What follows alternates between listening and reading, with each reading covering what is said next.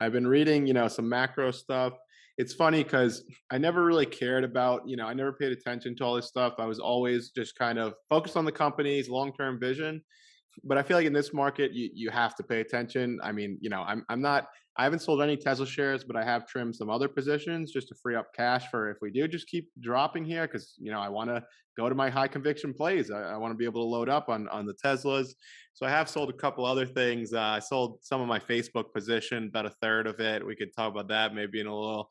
But I have been, reading up on just macro and looking at past crashes, and I found some really interesting stuff.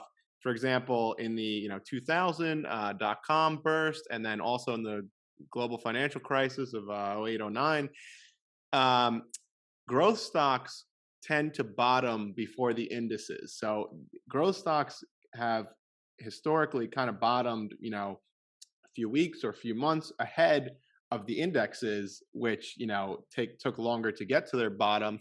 And when I look and I see these growth stocks down, in some cases 70, 80, 90%, I feel like there's a good chance that we could be pretty close to the bottom for those. I mean, I don't know how much further they could really drop here, and the index maybe has some more room to fall. Yeah, I know I've been hearing numbers like NASDAQ down to 10,000. So obviously still another 10% to go for that to hit that. But I mean, could it happen? It could. I don't know how far further we can go. I've got subscribers on my channel who are like, hey, you know what? I think we're going to go down to 100 or 130 in Tesla. I'm like, I think you're nuts, but it is on my radar as a possibility because who knows? Looking at, there's quite a few stocks out there, especially these growth stocks, who are down to pandemic lows. When we crashed during COVID, these stocks are now down to those levels. Snapchat, for instance, I owned Snapchat at 17. The whole entire market crashed. I ended up selling out around 16 because I didn't know. And for me, Snapchat was not a stock I wanted to be in. So I sold it for almost break even. And now it's down below that again. I mean, we're now down below where it Basically, was. all of the gains in this last 2-year run have been completely erased. We're back Yeah. to where we were, yeah, at the depths of the pandemic almost. And yeah, with Tesla, I would find it hard to believe Tesla getting down to the hundreds, let's say, but I am shocked that it's gone this far. So yeah, nothing is Yeah. off the table here, and like anything can happen. It is pretty mind boggling. And another thing that's interesting too, in 2018, we had like a pretty decent correction. The software companies as well, they bottomed a couple months before the indices. In that case, another thing that was really interesting is commodity prices. They're like the last bastion here of like crazy all time highs, but it tends to be commodities are the last one to crack, and when they do, it will be swift and hard. So like oil, for example, who knows when exactly this will happen, but it will happen. Maybe in the next few months, maybe it takes a year, but we're going to get to the point where oil, dramatically drops 30, 40%, and a lot of the other commodities that are just at ridiculously high levels right now as well. Yeah, I'm actually curious because, my industry, I'm in construction retail and, we deal with commodity prices a lot, steel prices when it comes to the plastics and the resins for all the pipe that we sell, like we get hit with it all the time. So we're constant getting price increases. So I'm just waiting till we get to the point where we don't get them anymore because ours are still going up. Inflation is still there. Are And they all at like all time highs oh now? yeah, yeah, they're stupid high. Like some of our stuff is like 4 times the price as it was 2 years ago. It's Wow. like lumber, but not as bad as it was at the peak. It's ugly, you know. And I was noticing too, like stock prices obviously were inflated.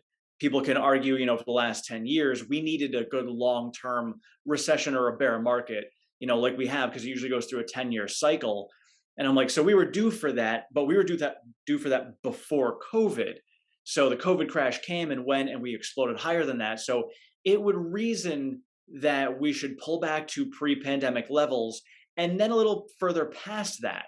So that's why it would make sense to go down to the pandemic lows. So I think we're getting close to there. Whether it's actually going to be the bottom or we have further to pull after that has yet to be seen. But you have to remember that in the last 2 years, companies did grow still. So it's not like the pullback is going to be the same because you're trying to balance it off of companies that have still grown. But Yeah, we could still pull back and sit here for a while. Yeah, and there's a couple things. We're seeing obviously a lot of disappointing earnings reports, quarterly reports compared year over year, which I feel like is unfair because obviously every company was selling more from Apple iPhones to Victoria's Secret, like everything. When people were getting blasted with these stimulus checks, we're spending money, and it's like Yeah, we're not. It's unrealistic to expect businesses to outdo 2020, 2021, sales, and yet every company is going to get punished because the growth is going to decline. But I'm sure if we compared it to 2019, it is more nominal. It's probably more gradual increase, like back to kind of normal. But the other big problem is, like, even if we get good reports, like we were kind of talking about before we started recording, you get a little pop, and then that maybe you get a 5% pop, and then 3 straight days of -7%, -10%, and you can't win. It's like, even if companies are doing well, everything right now is secondary to the Fed.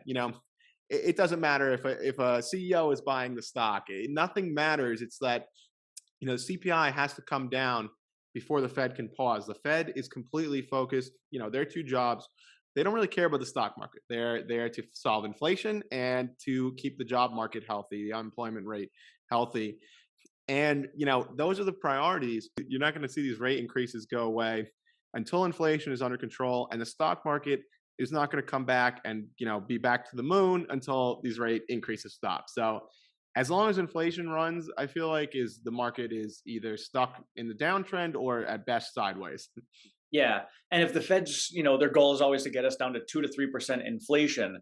So until we get to that point, the Fed's going to be raising rates. My thought is going to be similar to what Kathy thought is, the Fed might actually overshoot and raise rates too much. And then inflation's going to catch up and go too low, and they're going to have to lower rates, which I think that is going to be a huge signal for a turnaround in the market, very similar to what we saw in 2018 when the Fed reversed course and the stock market took off again.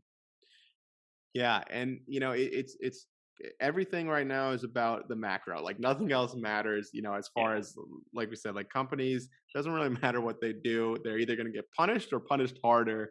Oh yeah. Nothing is going up, especially not growth stocks. But you know what? I mean, these are the best times to buy. When nobody wants them. I mean, it's tough because I was pretty much fully deployed in the market. So basically, what I've been doing, I've done this a couple times where all my kind of like non-core positions, I haven't touched Tesla, obviously, my baby, but like I've trimmed 10% here and there. I'm selling my non-core positions just to have the cash to Yeah. be prepared for if we do really keep sliding, because like we said, it's like nothing is out of the question at this point. Oh, I know. And that, I've been doing the same thing. Anything I want to get out of, I'm trying to clear out with any little bit of profit I can. But I try to refer to it like, let's look at $100 bill. Let's say Tesla is $100 bill. Well, at its all-time highs, it was worth $100. So the way I look at it is, right now, I can buy $100 bill for $50. I mean, now obviously I have to have faith that that $100 bill is going to be worth $100 again in the future. Or a But if I thousand can, dollars in the ARC price oh, target right. realm.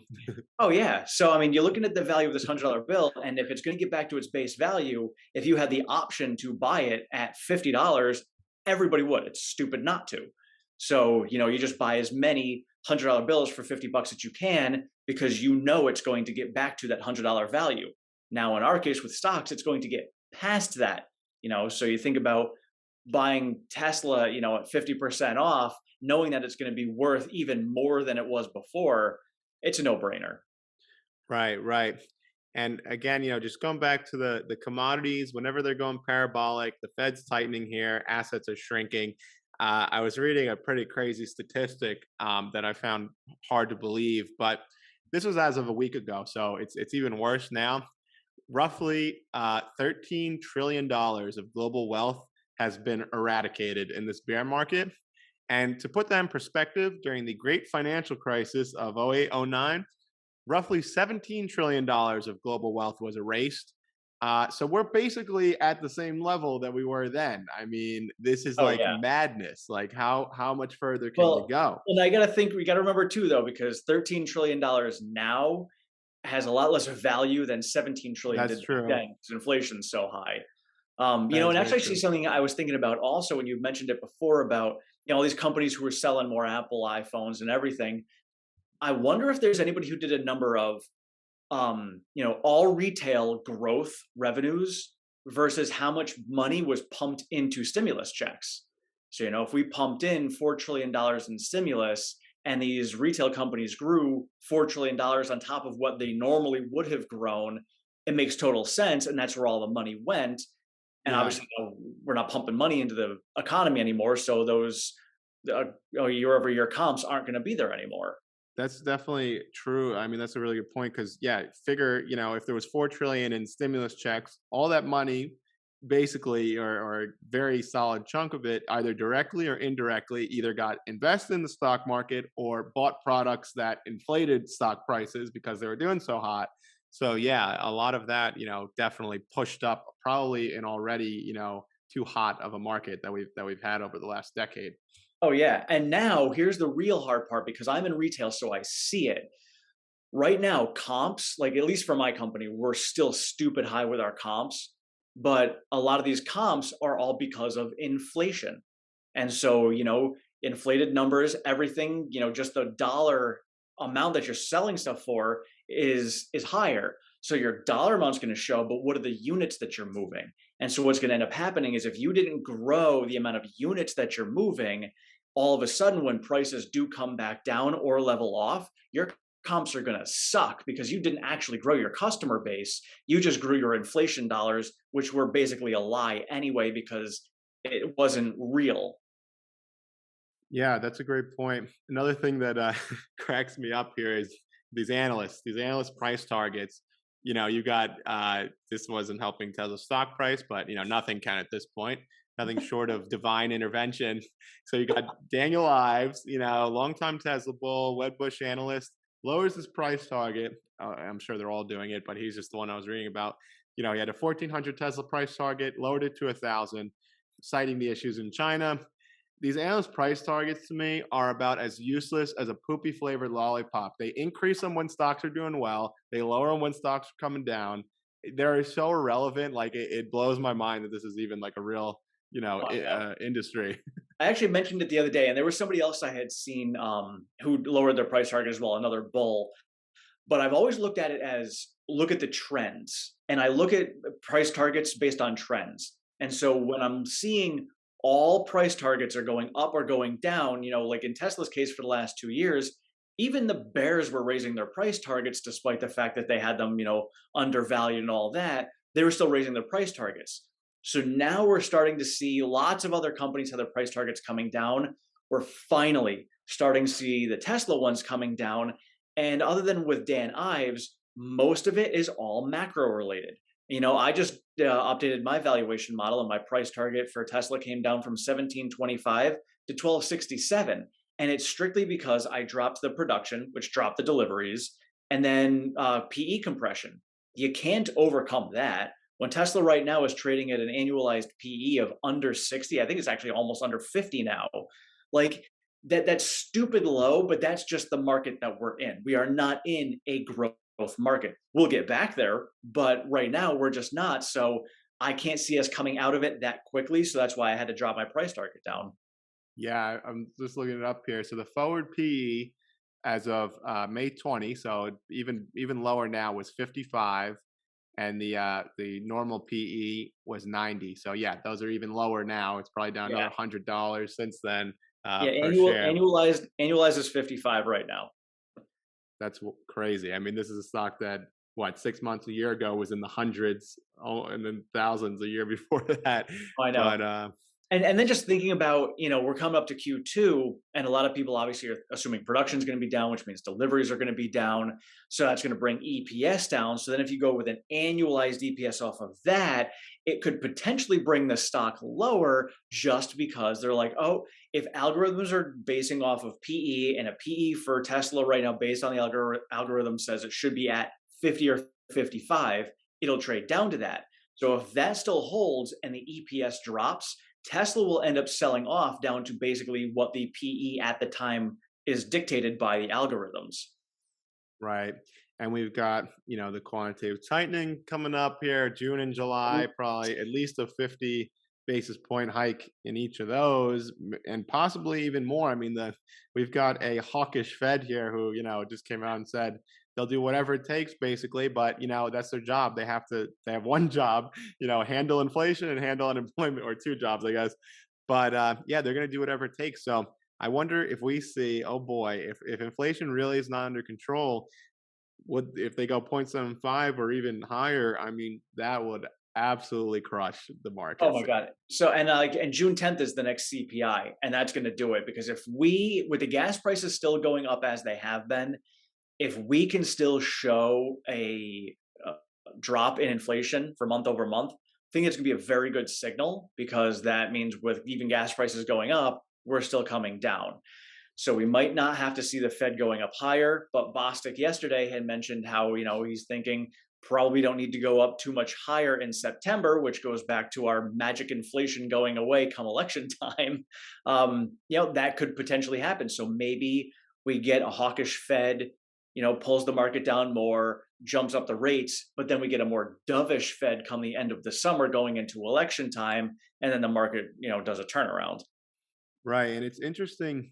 We have, consumer spending, not for nothing, is holding up pretty well. I feel like that's like the last positive we have because it's a strong job market.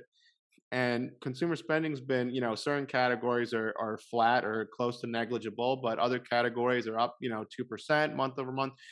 I feel like that's the last bastion we have here. If that goes, like if people, because people clearly still have money. I am starting to read about how people with lower credit scores are starting to default on, they're not making payments. They're 60 days behind. But it seems like overall people are still, have a good amount of money. They're still spending money because I can't imagine if people stop spending money, like in these companies sales, they go down 50% when they have good sales. Like what's going to happen when they really get cut? Oh, I know. So looking at what's going on in the future too, we've got the housing market's most likely coming down. So if the housing market comes down, that could definitely trail off on consumer spending because once the jobs market levels off, last we knew there was 1.9 jobs for every one person out there to be employed, which is just absolutely insane. If you're a laborer out there and you're looking for anything, like this is your market to be in. We had one of our guys at my job who got a good offer from another place, and we give him a massive raise to stay with us. So you have a lot of leverage out there, but eventually we're going to get to that point where the spending is going to come down, housing market's coming down. Now employers, and we've already started to see some employers are starting to do layoffs and they're letting people go. So this is starting. So whether it's going to be an actual recession or not, we are already starting to see this cycle going. The more that happens, the less money people are going to have to spend, the less people can buy houses, especially at the inflated prices that they're at. And they're looking at it like, I don't want to get a 7 to 8% interest rate, so screw this. So we're going to have a lot more houses coming onto the market. And then when you're selling less houses, people spend less money on the trinkets they need for their houses. So everything is going to come down, which actually is a good thing. That in itself will help bring inflation down.